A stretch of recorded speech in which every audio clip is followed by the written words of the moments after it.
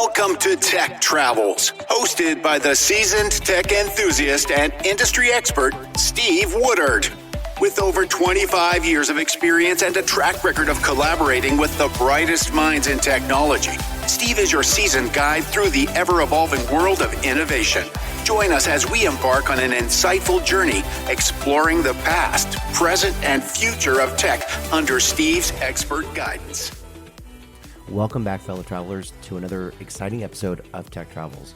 Today, we're thrilled to have host Dave Sobel with us, who's a prominent figure in the tech industry, and he's the brilliant mind behind the Business of Tech podcast. Dave is renowned for his insightful commentary and his deep dives into the IT services space, and offering a very unique perspective on why we should care about the latest industry news. And through his YouTube channel, MSP Radio, he provides invaluable content that's focused on IT service providers that enriches the community with his expertise. Also, as a consultant and creator, he's passionately supported by his Patreon community. Dave's work continues to influence and shape the IT services industry. So with that, Dave, welcome, and thank you for sharing your time with us. Steve, thanks for having me. I'm super excited to chat with you. Dave, it's really great to have you here, especially at a time when the tech industry is at a crossroad. In recent months, the headlines have been dominated by widespread layoffs in tech, with over 450,000 positions affected, and just 38,000 this year alone. It seems like this shift was sparked by a surge in entrepreneurship. Many seek control into changing their own lives, and many of them started their own ventures. But with automation and AI reshaping the landscape, there's talk of even greater changes by 2030. That's really going to impact millions. And given your expertise, we're really eager to unpack these dynamics here today. So how do you as a professional see this and pivoting to a new era? Well, there's a lot to unpack there. So let's try and break a couple of those pieces out. So oftentimes the tech layoff story is big tech, right? That's a small collection of companies that are laying off large numbers of people, several hundred at a time, 1,000 at a time.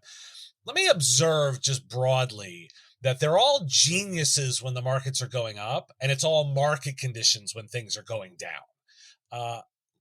They overhired. They made a bad call. They mismanaged their staffing, and they're cutting back.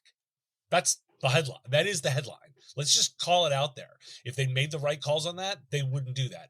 And last I checked, they're all doing really great profitability-wise. So if they wanted to, for the long term, they could keep those people. Now, I think they got a little overconfident. They got a little fat. They got a little lazy, and they're trimming up to make profits better.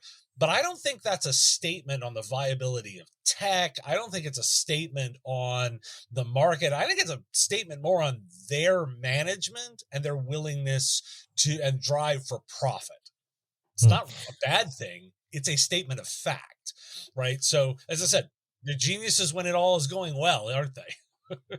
Yeah, certainly, Dave. I mean, your point about management's decisions in contrast to market conditions, it's well taken.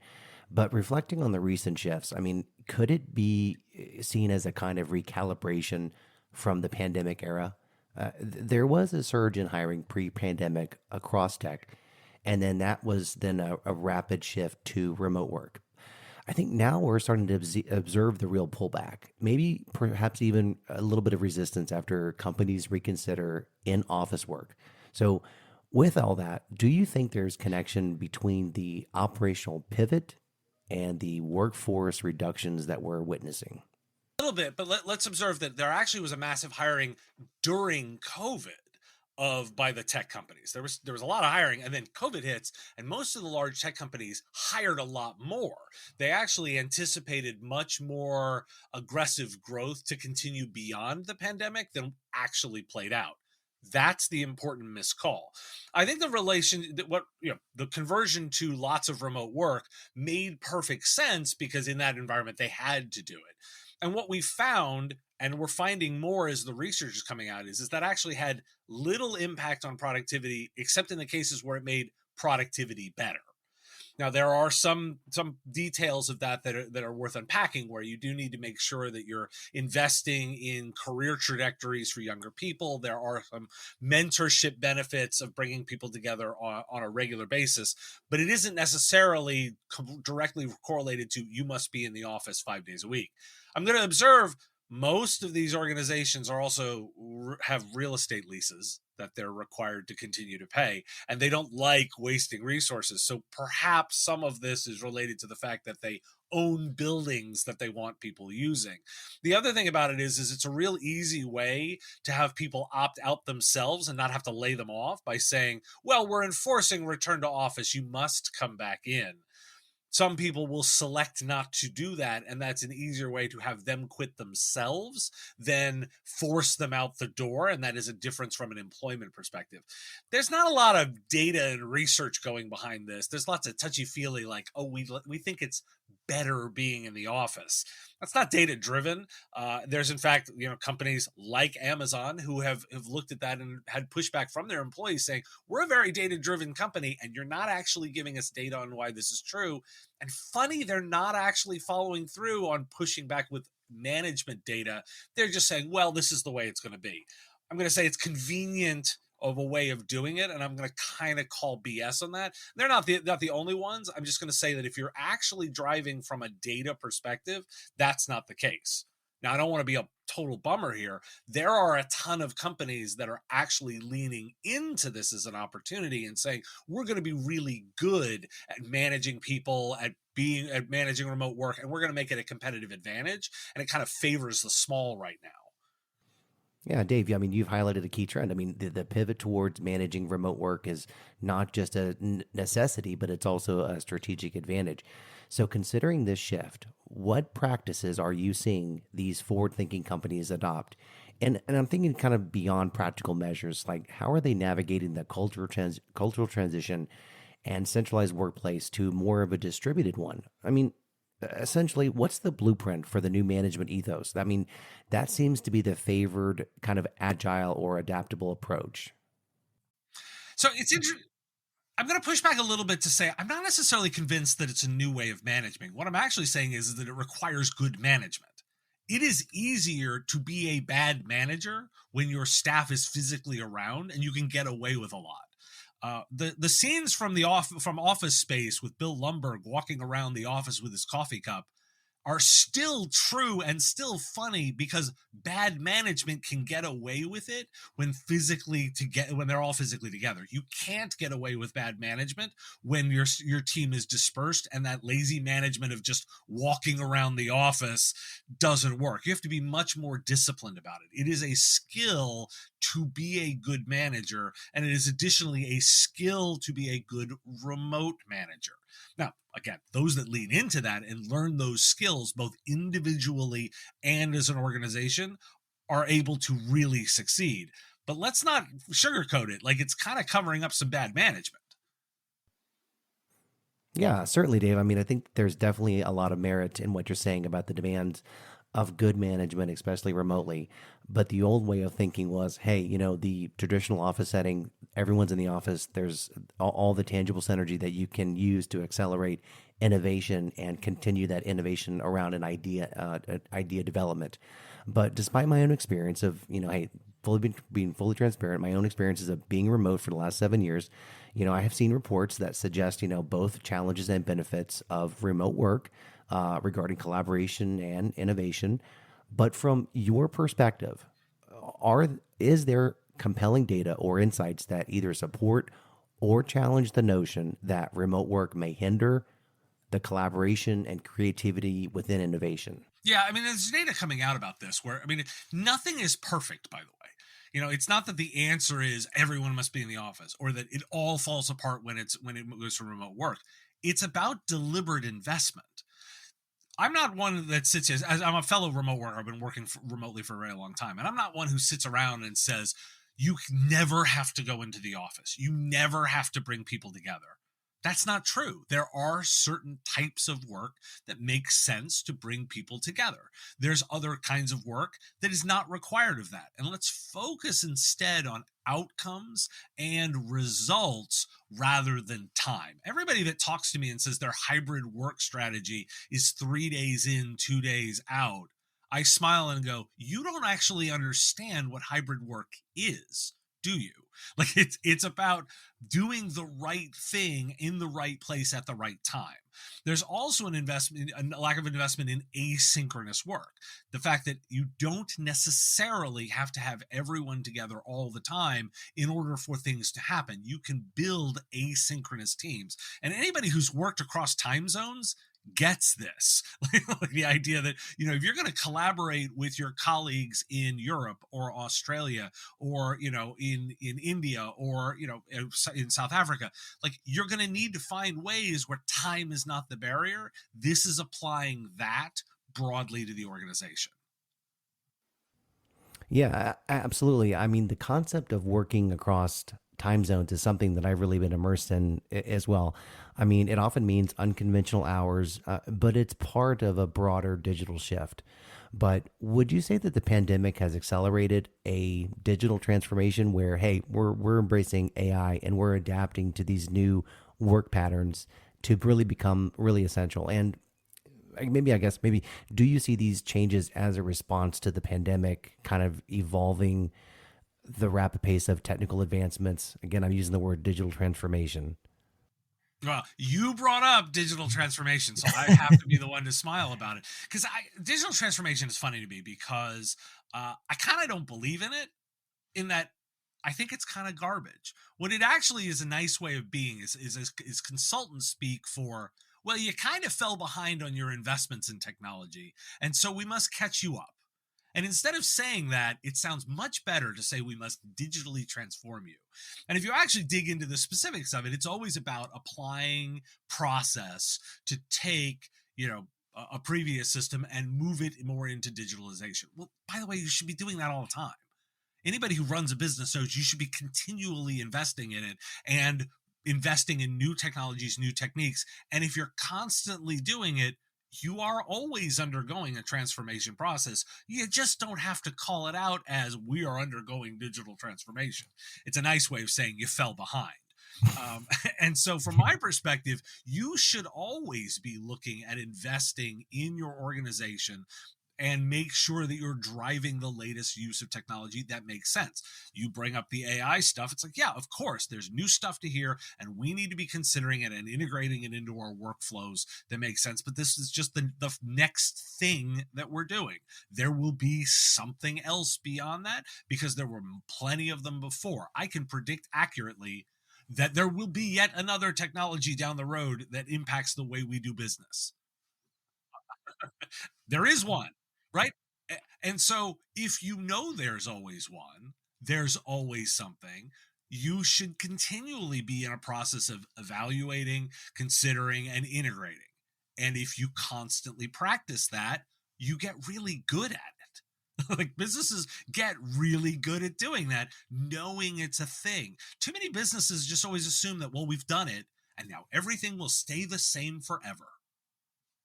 Has anybody actually ever been in that world where everything stays the same forever? That's not reality. And but we're oftentimes we like to think it is like, oh, we're done. Now we've digitally transformed.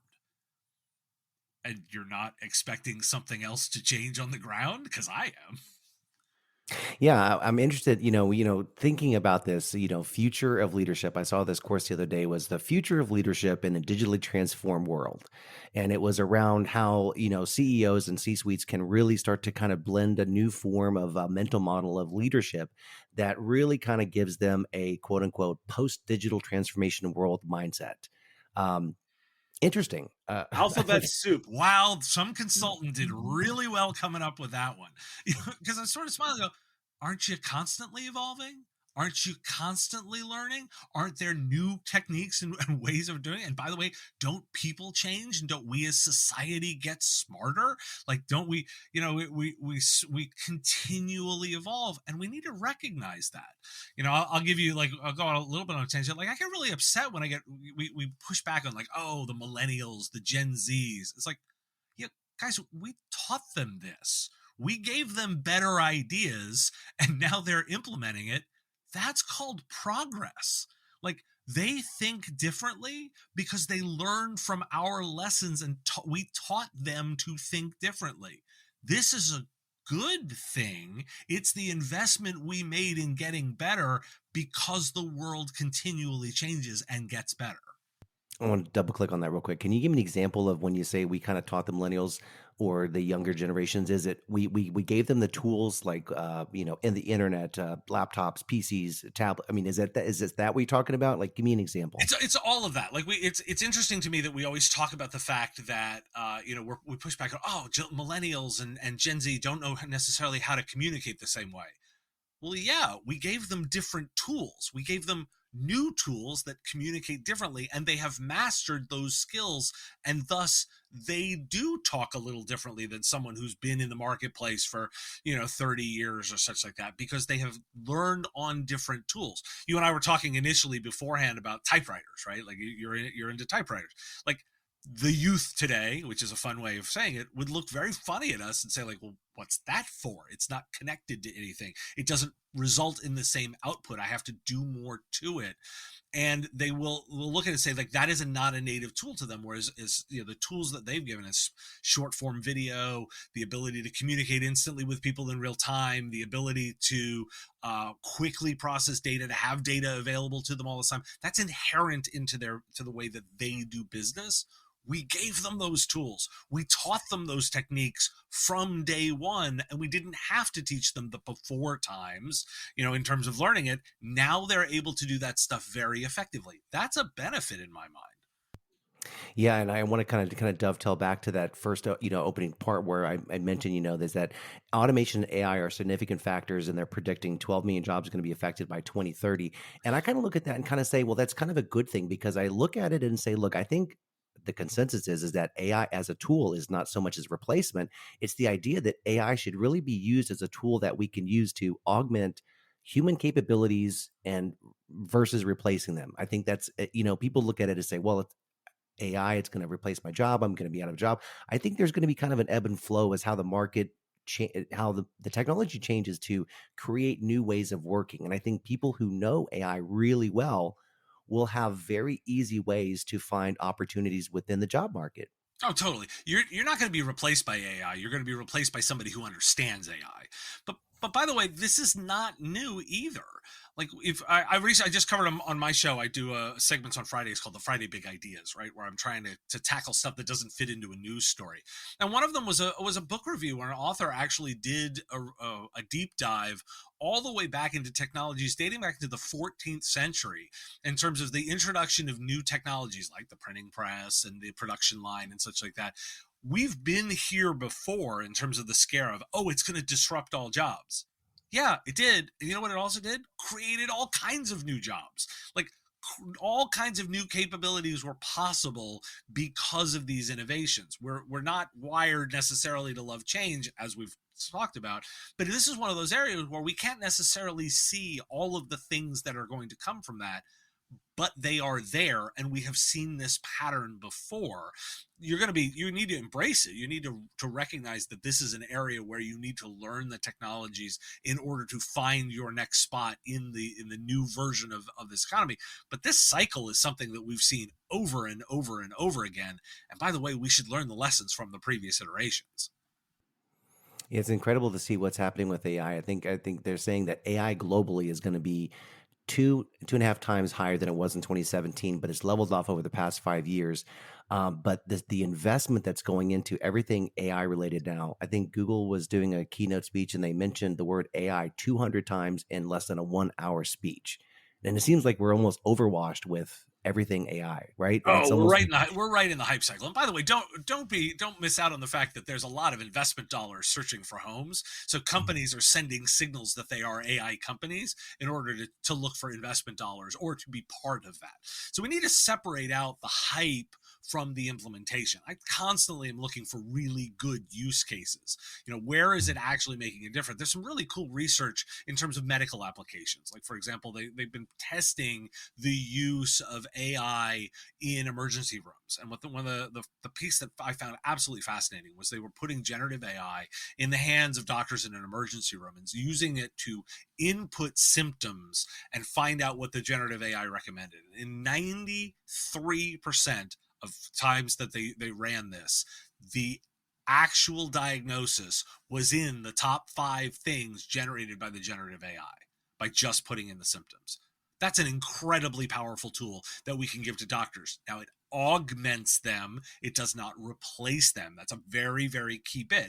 But you got to, a patient comes in, you're able to run the symptoms. The computer assistant gives you 5 possible scenarios, and in 93% of the cases, you've got one of them is in that top 5. That's fantastic. That's exactly what we're looking for transformatively. Yeah, I definitely agree that the healthcare example is a huge one where you get predictive and prescriptive type of care. You get the ability for doctors to be able to quickly, faster diagnose patients. And then you think about the amount of data that probably you say a person comes in and they probably have certain conditions, they have certain prescriptions that are probably tagged to them. And, you think across all of this, you're trying to find a needle in the haystack. It is too much for one person to try to sift through in a very short amount of time, right? The patient could be in an emergency state where you need to act quickly before you can operate. Mm-hmm. Right. And so you have to have that information. And by the way, medicine's a great area to look at. It's constantly changing. There's new studies, there's new information, there's new drugs out there. Like, this is a way of empowering doctors to give them all kinds of information. And you can apply that in multiple industries. I'm super excited about what's possible here. Now, I'm the first one to also then say is like, we have to be really thoughtful about the way we're thinking about its impact, right? Data privacy, data protection, making sure that we're not dealing with too much hallucinations. We don't want to just let the AIs run everything. But by the way, that's not looking like that's the most effective use. The most effective use is distinctly in augmentation. I want to point out, we're going to disrupt a lot of jobs. Totally are. But we're also going to create new ones. And we've seen this, again, the historical pattern over and over and over again, that it creates new opportunities too. You mentioned the whole thing around data privacy, and kind of it brings to me kind of this whole thing around kind of governance and framework around transparency around AI, right? So Google announced this week that they were going to create a sub-entity where they were going to allow them to kind of build an ethical framework for which they would then apply against Google's AI. And I kind of thought for a second, hey, that's great. But do we really believe that kind of having you govern your own type of AI is the right choice? Or do we see some sort of kind of like outside of a specific company, kind of an industry-wide type of framework where everyone applies the same framework? Because I look around and there's multiple AI frameworks, there's multiple type of ethical frameworks. It doesn't seem like everyone's kind of following the same one. Where do you start to see this conversation going? Is it kind of more, we'll let them govern themselves, or we need a bigger audience to be able to have transparency into this? Oh, we need regulation. We need like regulation. When we talk about a societal framework, that's called laws. We have a system for that. Like, that's the way that's supposed to go. I do not bemoan any corporation doing exactly what they are built to do, and it's maximize profit. That's what they do. They're organized. They are really good at it. They are designed to build a mechanism that brings prosperity to its employees and to the investors and all of that stuff. And that is the point of the system. And the rest of us, if we want to have cross-company frameworks, those are called regulations, everybody. This is kind of a little simple. And I kind of laugh and go, like, we've made politics an evil discussion because we polarize so much of it. But in the framework is there. I use a really simple example to talk about this all the time. Steve, I think we can generally agree that both you and I would like to have water that doesn't cause fish to have 3 eyes and kills us in our sleep, right? We'd like to have drinking water that's clean. I agree with that. Okay, right. Now, if you and I go into the chemical processing plant business, the best way for us to get rid of our waste is build our factory next to a river and dump it in. It's by far the cheapest way to make the problem go away, right? Like, just is. Yeah. If you're pure capitalists. Well, society has kind of decided that we don't really want three-eyed fish to come out of that stream, that we would like to have a process where, the companies can't necessarily do that. That's called regulation. Now, by the way, we can have super intelligent conversations with experts about what the definition of clean water is. I think we can say that I'd like experts to figure that out. There's some variability there. I don't know that industry. I don't know if you do. Well, the thing that I've always experienced is that as I've spoken to numerous experts who are technology experts, people who really work very very in the technology industry, and they're all kind of crying for the same thing, is that they're saying, listen, there needs to be a regulatory body, there needs to be a governing body, there needs to be a framework, and it needs to be kind of passed at the government level. I think Sam Altman was saying the same thing as well, as that, is that there needs to be some sort of license that the government needs to regulate. That once a company gets to a certain size and scale with a certain type of AI entity, is that they need to obtain a license from the government. What's your take on that? I mean, well, I'll even push back and go like I don't necessarily think it's size and scale. I think we actually need some regulations around IT.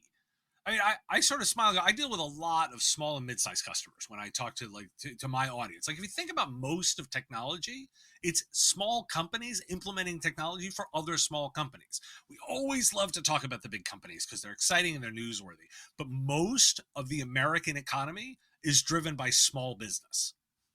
Just is. Like, that's the reality of it. The guy that cuts my hair is more regulated than the guy that manages my network and data protection as a small business. Mm-hmm. That should frighten everybody. That should absolutely frighten you. Like, you've got to be licensed at some level to be a doctor, but you've also got to be licensed to be a lawyer, to be an accountant, to deliver all kinds of business services. But IT and technology? Oh no, we can't possibly regulate those guys. What? like what? This just seems a little off to me. Like, this just, and by the way, I've been in this business for 25 years. I ran a managed services provider. It was easier for me to start that than start a barber shop. Like, that kind of feels off to me. And I laugh about it because I want to point out kind of the absurdity of saying, oh, well, technology is completely different. We can't possibly be regulated. No, yeah, it seems like every single time there's the Congress pulls the tech executives in front of Congress or Senate or whatever, and you kind of look and you say they really are struggling with kind of the basics of how technology works. I think they're kind of like probing these tech CEOs, and they're kind of like almost like continuously questioning, like they're struggling to understand. I don't know if we've got a real strong grasp of people who are advising the people in government of how the tech works. And I think that they're really struggling to kind of catch up, right? You have social media, you've got Web3, you've got metaverse, you've got AI, and it's now you've got all of these different layers of technology that are going to kind of be widely adopted. And people are going to say, well, where is the regulation around, how people are going to basically be dealing within a virtual world? What about when people are dealing with AI entities? I was scammed because of an AI. Who's at fault for that, right? So I agree that there needs to be a framework. I guess the question is how are we going to kind of push this to a point where there is consensus between government or tech companies, or is it just government's just going to wake up one day? Well, I want to point something out on this. Is I really want you to think about. You brought that up, right? Those tech hearings, and you've got big tech CEOs sitting on one side, and you have lawmakers on the other, and you have lawmakers talking about all the things that are going wrong. Who's in charge of writing the regulations to make that stuff not happen? Last I checked, it's not the tech CEOs. It isn't. So if we're going to point somebody out as failing, it's the regulator side, the lawmaker side for failing. It's their job, not the tech CEO's job to write that. And I want to push back a little bit on another thought. We have tons of really talented people that work in government thinking about this. Public service is an honorable profession, and we really want to celebrate the people that have invested in that. There's some really smart people in there. But it's lawmakers' jobs to fix this problem. And if they're not doing a good job about it, society, guys like you and me and all of the people around, we should change who those people are. 100% agree. 100% agree. Wow. Dave, that was amazing. So I want to thank you for that. That's definitely quite a lot. I want to thank you.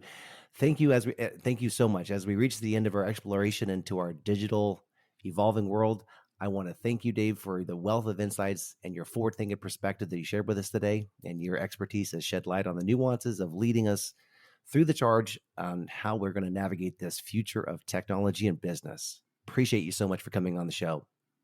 Oh, thanks for having me, Steve. This has been great fun. Thank you, everyone, for joining us on today's show. If you liked this episode, please take a moment to rate the show, and be sure to subscribe to the channel if you would like to be notified when new shows are posted. And if you want to share the show with your friends, please share on your preferred social media platform. I would love your help to bring awareness to this channel. Until next time, as we venture into the future and into the realms of technology, until then, stay curious, stay informed, and happy travels. Thanks so much for listening to the Tech Travels Podcast with Steve Woodard. Please tune in next time and be sure to follow us and subscribe on the Apple Podcast and Spotify platforms. We'll see you next time.